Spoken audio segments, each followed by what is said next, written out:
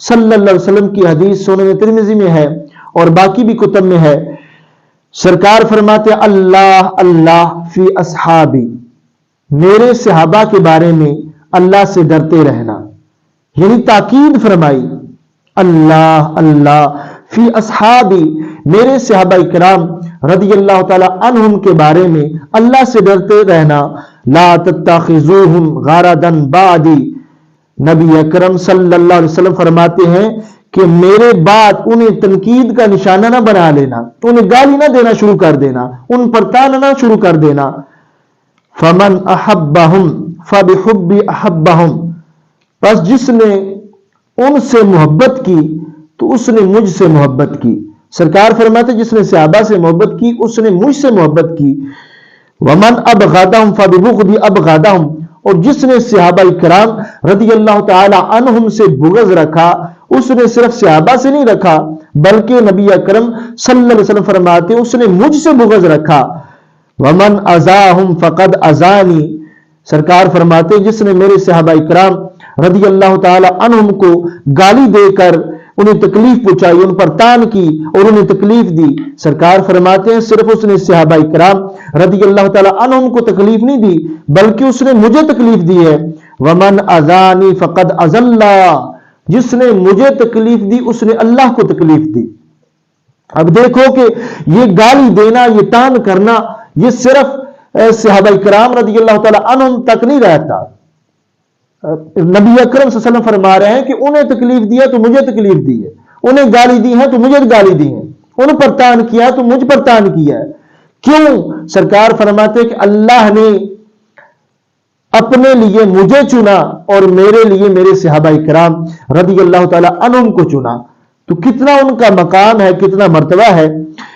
سرکار آگے فرماتے حدیث کے الفاظ ہیں ومن اذى اللہ یوشک ان یاخذہ، کہ جو اللہ کو تکلیف دے ان قریب اللہ اسے پکڑ لے گا. یعنی اللہ کو تکلیف کیا وہ دے سکتا ہے؟ یہ نہیں کہ اللہ کو کوئی تکلیف دے رہا ہے، مگر اللہ ان پر غضبناک ہو رہا ہے، وہ گالی دیتے ہیں صحابہ کو تو وہ گالی جو ہے نبی پاک صلی اللہ علیہ وسلم تک پہنچتی ہیں، سرکار کو وہ گالی دے رہے ہیں. تو صحابہ کرام رضی اللہ تعالیٰ عنہم کو گالی دینا نبی اکرم صلی اللہ علیہ وسلم کو گالی دینا ہے. صحابہ پر تان کرنا نبی پاک صلی اللہ علیہ وسلم پر تان کرنا ہے. کیونکہ صحابہ کرام رضی اللہ تعالیٰ عنہم جو ہے وہ نبی علیہ السلام کے صحابہ ہیں. تو جب وہ اللہ کے محبوب حضرت محمد مصطفیٰ صلی اللہ علیہ وسلم ہیں تو پھر جس طرح وہ بے مثل ہے اس طرح ان کے صحابہ کرام رضی اللہ تعالیٰ عنہم بھی بے مثل ہیں. تو اس واسطے محتشم حضرات آپ کے سامنے جو قرآن اور احادیث کے تحت میں نے رکھا جو مواد تھوڑا سا، تو اسی طرح حضرت سیدنا داتا علی حجویری رحمت اللہ علیہ سیدنا صدیق اکبر رضی اللہ تعالیٰ عنہ کی شان بیان کرتے ہوئے آپ فرماتے کہ ان کا مقام کیا ہے، ان کا مرتبہ کیا ہے.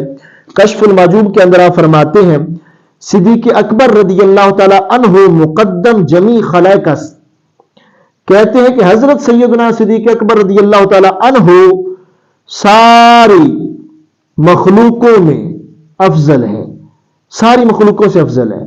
از پس انبیاء صلوات اللہ علیہم اجمعین وروا نباشد، کہتے ہیں کہ انبیاء کے بعد ہیں، یعنی نبی اکرم صلی اللہ علیہ وسلم کہ یہ جو مقدس صحابی ہے سیدنا صدیق اکبر رضی اللہ تعالیٰ عنہ، حضرت سیدنا داتا علی حجویری رحمت اللہ علیہ لکھ رہے ہیں کہ ان کو رب نے اتنا مقام دیا ہے، اتنی فضیلت دی ہے، نبی اکرم صلی اللہ علیہ وسلم نے ان کو اتنا مقام دیا ہے، اتنی فضیلت دی ہے کہ صحابہ کرام رضی اللہ تعالیٰ عنہم تو صحابہ کرام رہے، پچھلی جو امتیں ہیں حضرت آدم علیہ السلام سے لے کر قیامت تک جو لوگ ہوں گے، یعنی ہر نبی کی امت ہے، پھر سرکار فرماتے ہیں کہ میری امت ہے.